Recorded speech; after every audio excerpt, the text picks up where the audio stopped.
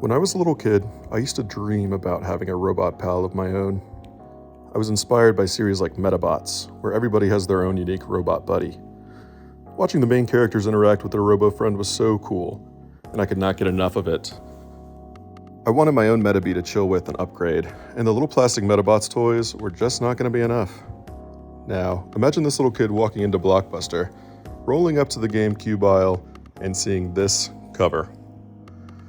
My mind was fucking blown. I begged and I pleaded and I convinced my parents to let me rent the game, and boy oh boy, do I not remember anything about it. For a moment I remember so vividly, a cover I remember so vividly, it just doesn't make any sense that I don't actually remember anything about the game. So I decided to go back and play it again, see what I was missing. And what I found, well, I guess you'll have to watch the video to find out.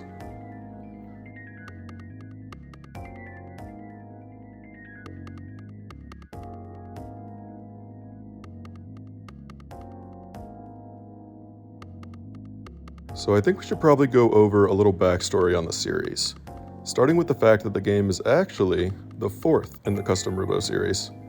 Called Custom Robo Battle Revolution in Japan, it was actually a follow-up to the Custom Robo and Custom Robo V2, both of which released on the Nintendo 64, as well as the GBA game Custom Robo GX.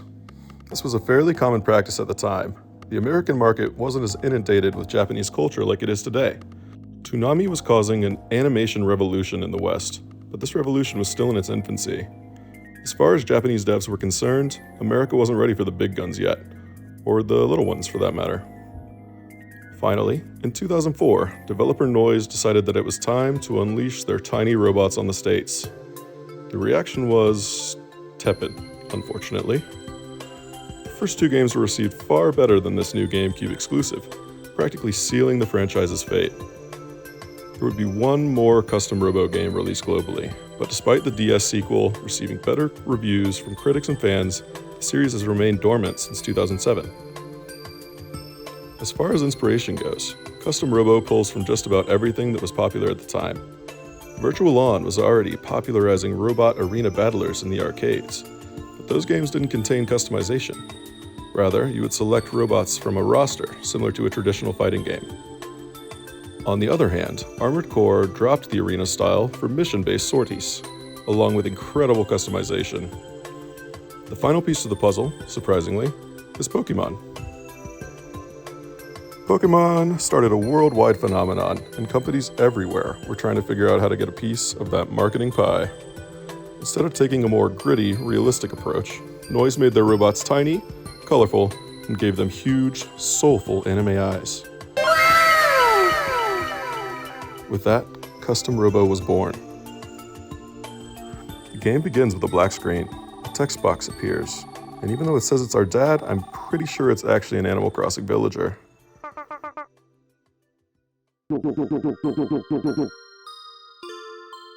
Tom Nook tells us to come outside for our birthday gift, a special new watch. After that, Daddy Tom goes to buy a pack of smokes and is never heard from again. Cut to our main character, now a fully grown manlet, being screamed at by his landlord. I don't know how they wanted people to feel coming into this game, but if the answer is tense and annoyed, well, they absolutely nailed it. Turns out we, the MC, have a job interview today, and we're going to be late. We rush to the Steel Hearts HQ, where we're applying to be a Robo Commander.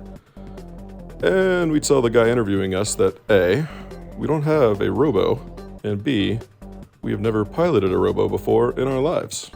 Off to a great start, buddy. Luckily, the chump with the hair next to us is able to talk the boss into hiring us, and we set off to help the RoboCops fight some robo-criminals. The criminals are trying to steal a prototype Custom Robo from the Custom Robo factory. But surprise, the main character imprints on the special Robo and immediately starts looking for a fight. I know I'm zooming through the story at this point, but that's because, well, the story is easily the weakest part of this game. Turns out, you're some kind of chosen one who will use his Super Robo powers to fight the evil Super Robo that wants to take over the world. I can't say the writing is that much worse than most of the shows I was watching at the time, but I definitely think that the dialogue drags on way too much for a kid's game. Do I really need to know how horny this dude is for like the 5th time in one gameplay sitting? Nah, I'm pretty sure I could have pieced the story together without all that. Thanks. The gameplay in Custom Robo, thankfully, is way more entertaining than the plot. Gameplay is split between controlling your commander and piloting your robo. Gameplay as a commander is simple.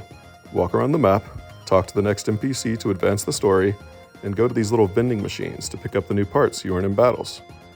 The world map is small, with only a handful of locations to visit, and each location is usually no more than a single room. Controlling your robo, on the other hand, is an absolute blast. The controls are simple enough to wrap your mind around after a single fight. A is jump, or dash in the air.